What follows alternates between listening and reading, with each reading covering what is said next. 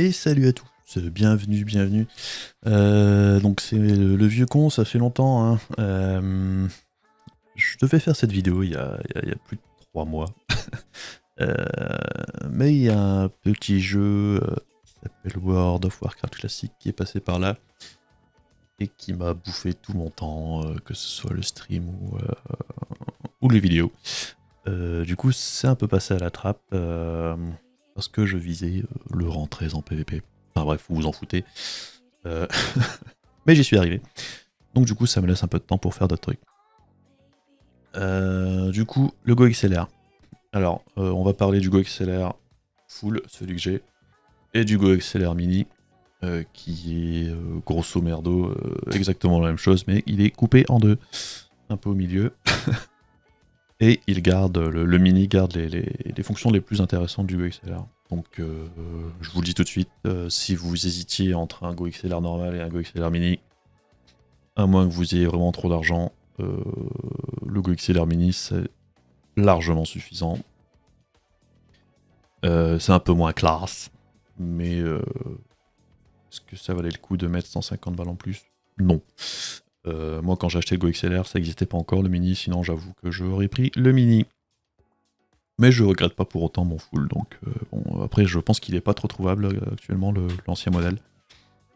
J'ai regardé sur Amazon, le mini est en 160 balles, le Go XLR normal, pas vu. Alors c'est peut-être trouvable ailleurs, je sais pas, j'ai pas regardé. Sinon, le Go XLR, qu'est-ce que c'est?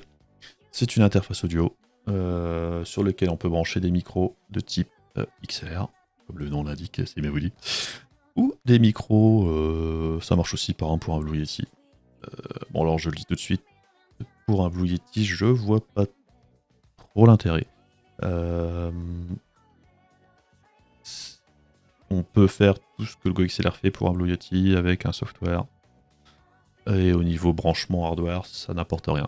Donc si vous vouliez acheter un Go XLR pour votre Blue Yeti, franchement, à part si vous prévoyez d'acheter un micro XLR plus tard, ça n'a aucun intérêt. Donc vite fait, le Go XLR, le gros avantage pour moi, c'était que ça évite d'acheter une table de mixage qui est...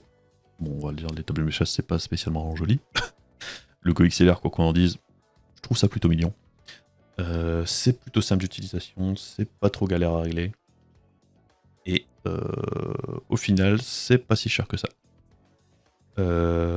Par exemple, si vous achetez un PodMic tel que celui-ci, ou un Shure SM7B, ou peu importe quel micro XLR vous voulez acheter, vous achetez le micro, par exemple celui-là il coûte à peu près 100 balles, le Go XLR mini 150 balles, ça vous fait 250, et vous avez un système audio tout en un, prêt à partir, et hyper simple à configurer. Comparé à la table de mixage, où il faudrait aussi rajouter un cloud lifter ou quelque chose comme ça qui coûte 100 balles en plus. Alors les tables de mixage, je sais pas comment ça coûte, mais ça c'est quasiment aussi cher qu'un Go XLR, hein, je pense. Plus le 100 balles pour le préamp. Ça fait mal au cul. Donc voilà, pour moi à l'époque c'était le même prix que la table de mixage plus le cloud lifter, le Go XLR Fat. Donc je pense que là que le mini en plus c'est encore moins cher. Donc pour moi il n'y a pas à réfléchir longtemps. La différence aussi entre le mini et le gros, c'est que il n'y a plus la partie sampler. Alors le sampler intérêt limité, hein, ça peut être rigolo pour faire quelques effets à la con sur les streams. Mais en dehors de ça, j'avoue, je l'utilise pas beaucoup. Peut-être à tort, faut que je m'y intéresse un peu plus, je pense. Et après, il y a tout ce qui est effet voix. Donc bon, ça c'est plutôt rigolo, ça permet de changer d'ajouter du reverb, de l'écho, d'ajuster le pitch. Et d'autres effets intégrés qui peuvent être rigolos. Alors après, je sais pas si dans le mini ils ont intégré ça au niveau logiciel. Mais bon, encore une fois, c'est dispensable. Je veux dire, on a des programmes tels que VoiceMod qui font plus ou moins la même chose. Et si vous avez un Stream Deck, franchement, tout ce qui est dialer et tout ça, ça n'a pas grand intérêt. La différence aussi entre le mini et le gros, c'est les faders. Donc les petits leviers là, ils sont mécaniques sur le Go XLR Fat. Donc ça veut dire qu'ils sont automatisés. Donc si j'appuie sur un des boutons, par exemple, le fader va descendre tout seul.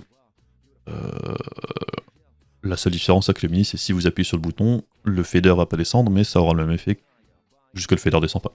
Donc après, vous pouvez le bouger vous-même. Bon bah, ça change pas grand-chose. Hein. Mais c'est ça qui faisait aussi monter le prix en flèche sur le Go XLR DAC classique. Voilà, donc on va passer à la partie logicielle maintenant. Vite fait. Allez, c'est parti. Dans le logiciel de la Go XLR, donc comme vous le voyez, alors au début ça peut paraître un peu compliqué, mais en fait ça n'est pas tant que ça. Donc déjà il y a plusieurs profils que vous pouvez changer, donc très important c'est de sauvegarder votre profil une fois que vous aurez terminé vos réglages, parce que sinon vous devez tout faire et c'est casse-couille. Donc du coup, la partie mic. Donc là c'est tout ce qui est réglage du micro. Quand vous cliquez sur Mic Setup, on va pas le montrer là, mais bon, c'est pas grave. Vous avez le choix entre. Enfin, il y a une autre fenêtre qui pop et j'ai pas réglé mon logiciel de capture, c'est pas grave.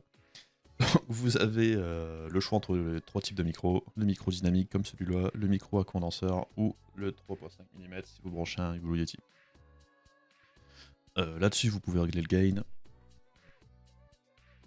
ce que vous avez besoin, hein, selon votre type de micro.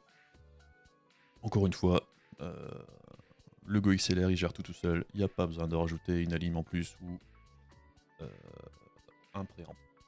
Et ça, c'est cool et c'est moins cher. Donc après, vous pouvez régler le gate. Alors le gate c'est quoi? C'est en dessous d'un certain seuil, ça coupe le son. Par exemple, si je recule un peu mon micro, je parle de loin et vous entendez probablement pas grand chose. Donc c'est pratique si vous voulez un peu éliminer les sons qui se passent loin. L'equalizer, bon ben ça sert un peu à régler en détail ou ce que vous voulez accentuer sur votre voix. Donc si vous voulez accentuer les basses, les clears, enfin bref, tout est là. D'ailleurs dans la dernière update, on peut même pousser le vis un peu plus loin au niveau des réglages. Bon j'avoue que mes réglages actuels pour l'instant ça me va. Donc je verrai peut-être ça plus tard. Le compresseur, alors principalement c'est pour éviter qu'au-dessus d'un certain palier le son ne sature pas. Ce qui évite que si par exemple je me mettais à gueuler dans mon micro, que ça sature. Donc on peut régler ça plutôt pas mal. Ça marche bien. Et le de-esser, bon c'est pour atténuer les sons de S qui peuvent être assez désagréables. Bon. Ça, il est un peu violent, j'en mets un tout petit peu, je sais pas si c'est très utile. C'est à vous de voir si vous voulez essayer. Alors le mixeur, on va dire que c'est la partie plutôt intéressante du Go XLR aussi. C'est que vous pouvez configurer chaque slider de la façon dont vous voulez. Et faire passer tel type de son. Par exemple, mon slider 1 ici, c'est le micro. Donc si je le baisse, vous voyez, on m'entend moins bien. Le voice, mon deuxième slider, j'ai mis le voice chat. Donc là, c'est Discord, Skype ou ce que vous voulez. Vous pouvez baisser plus ou moins le volume dans votre casque ou sur le stream si vous le paramétrez de cette façon-là. Moi, j'avoue que je laisse un peu séparé. Mes réglages à moi, c'est ce que j'entends dans le casque et ce qui passe sur le stream, je le règle à la main. Ça, c'est vous qui voyez. C'est selon vos goûts. Musique, c'est pour la musique. Hein. Si je veux que ma musique soit plus ou moins forte dans mes oreilles, mais qu'elle reste plus ou moins à un certain volume dans le stream. Donc là, c'est pour mes oreilles à moi. Et système, c'est pour tout ce qui est jeu et tout ça pour moi. Ou bruit de Windows. Très agréable. Donc tout est paramétrable là. Bon, il faut passer un petit peu de temps, mais c'est pas fou. Les effets. Donc là, c'est les choses que vous avez dans le Go XLR normal, mais pas dans le mini. Là vous pouvez rajouter de l'écho, du reverb, un effet radio, un talkie-walkie, tout ça. Voix de robot, enfin bref, il y a tout plein de conneries. J'avoue que j'y ai pas passé énormément de temps parce que moi j'utilise plus le programme VoiceMod, puisque c'est plus simple et avec le Stream Deck, il y a juste à appuyer sur 3-4 boutons, mais j'avoue que je pourrais tout à fait utiliser ça aussi si j'avais envie de m'emmerder à le régler. Mais c'est là, ça fonctionne, c'est plutôt bien foutu. Faudrait que je m'y plonge un peu plus, un de ces quatre. Tout est réglable. Il y a plusieurs banques de données pour stocker les sons. C'est là. Le sampler. Alors le sampler, ça c'est pour enregistrer des sons ou en importer. Et donc du coup sur votre GoXLR vous avez 4 boutons et 3 banques de données. Donc vous pouvez soit enregistrer à la volée, si j'enregistre là, bonjour. Voilà, là c'est enregistré. Vous le voyez là. Je peux appuyer sur le bouton du sampler. Bonjour. Voilà. Donc on peut même éditer un petit peu le son. Hop. Si je fais ça, hop.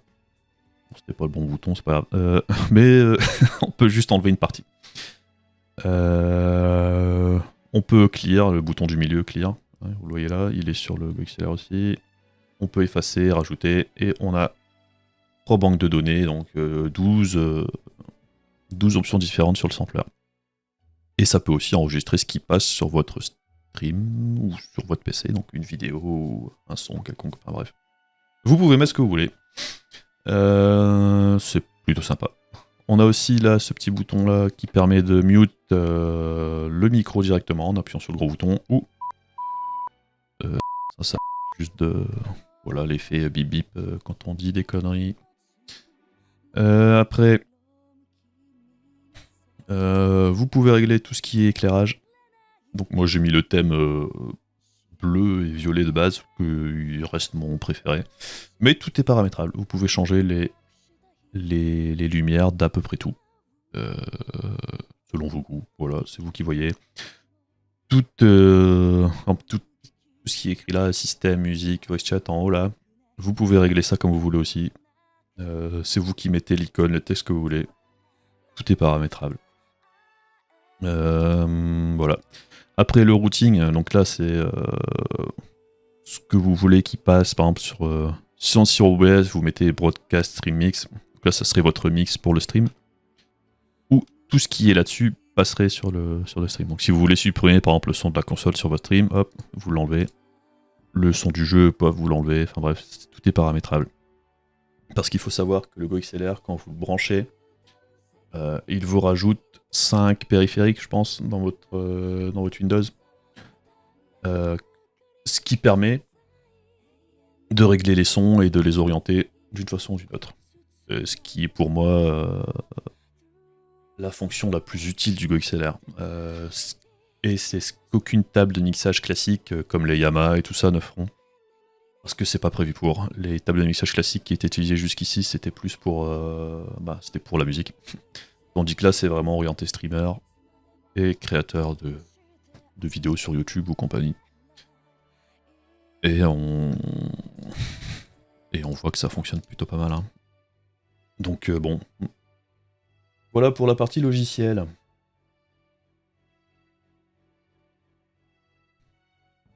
Voilà. Donc voilà un petit peu un tour du propriétaire pour le GoXLR. Donc j'espère que ça vous donne une petite idée de ce que c'est, à quoi ça sert et comment ça marche.